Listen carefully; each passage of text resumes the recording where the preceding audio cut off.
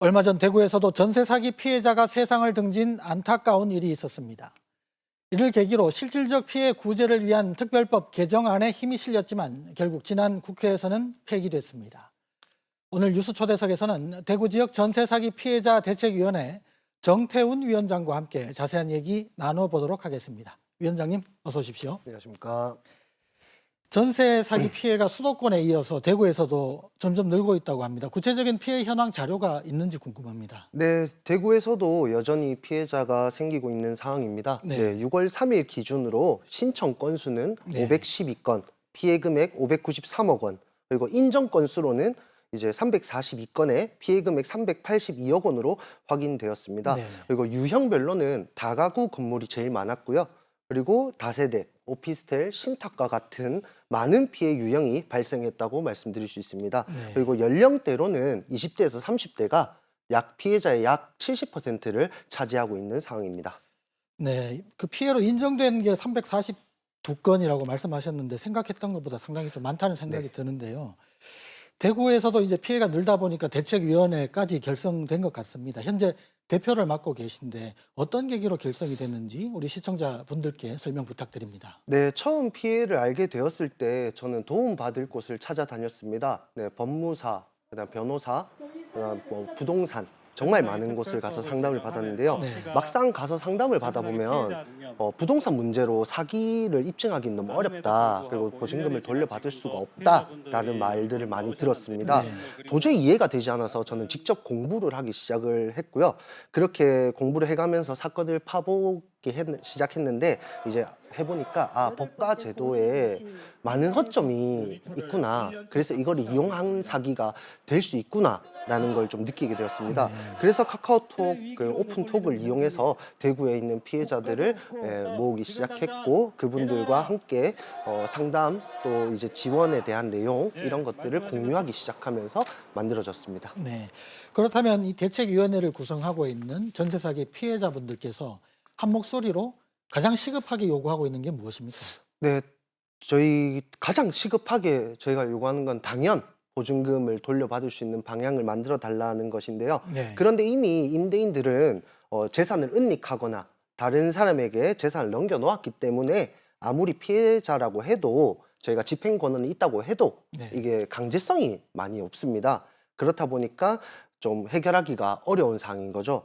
그러기 위해서는 정말 많은 또 시간이 필요합니다. 네. 네, 많은 시간이 필요한데 현재 피해자들은 경공매 등으로 인해서 퇴거의 압박에 살고 있습니다. 네. 그래서 참 이 모든 문제들이 어려운 상황이라 말씀드릴 수 있습니다. 네.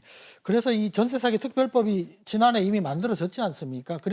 그런데 보완이 필요하다 그래가지고 개정안이 또 추진이 됐는데 결국 지난주에 폐기됐습니다. 특별법의 한계가 무엇인지, 개정안의 필요성은 무엇인지 궁금합니다. 네, 전세 사기 특별법으로는 사실상 받을 수 있는 지원이 많이 없습니다. 그래서 겉으로 보기에는 뭐 다 해줄 것처럼 만들어 놓았는데요. 세세히 들여다 보거나 직접 지원을 받으려고 이제 준비를 해보면은 전혀 할 수 있다는 게 없는 것을 알게 됩니다. 네. 네, 그래서 뭐 자격 미달로 이제 지원 불가라고 얘기를 많이 하죠. 네, 그래서 저희는 탁상 행정 그만하고 저희 피해자들과 그 지원할 수 있는 방향을 함께 고민하고 논의하자라고 외쳤고 네. 그것을 만든 게 선구제 후회수 방안이 든 개정안이었습니다. 네. 지난 21대 국회에서는 이 개정안이 불발됐지만 이제 또 22대 국회가 또 출범했지 않습니까? 22대 국회에 바라시는 바가 무엇인지 또 대구시에 또 촉구하는 바가 무엇인지 마지막으로 말씀 부탁드립니다. 네, 얼마 전에도 저희 대구에서 희생자가 발생했습니다. 네, 그 고인이 되신 분이 가장 바랬던 게 이제 대구시청과의 간담회였습니다. 근데 그게 또 이루어졌습니다. 네. 그렇게 이루어지기 전에 또 남구청과 간담회를 또 했었습니다. 그때 저희 피해자들이 외친 건 보증금을 달라는 생떼가 아니었습니다.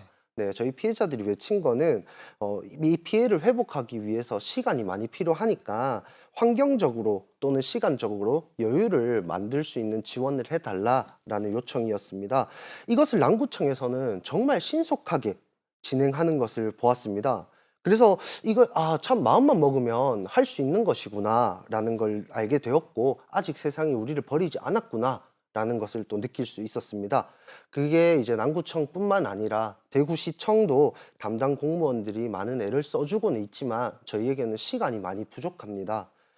그래서 저희 하루빨리 어둠 속에 지옥 속에 살고 있는 우리 피해자들을 위해서 할 수 있는 모든 재원을 활용해서 도와주시길 바란다라는 것을 전하고 싶고요. 또 22대 국회에서는 민생을 돌봐주시길 바라고 피해자들이 더 이상 희생자가 되지 않도록 좀 손을 잡아주시길 바란다는 말씀을 드리고 싶고, 분명 하고 싶은 일에는 방법이 보일 것이고 하기 싫은 일에는 핑계가 보일 것이다 라는 말을 전해드리고 싶습니다. 네, 이 방송을 통해서 공감대가 좀 형성이 되고 그래서 조금이나마 도움이 되면 좋겠습니다.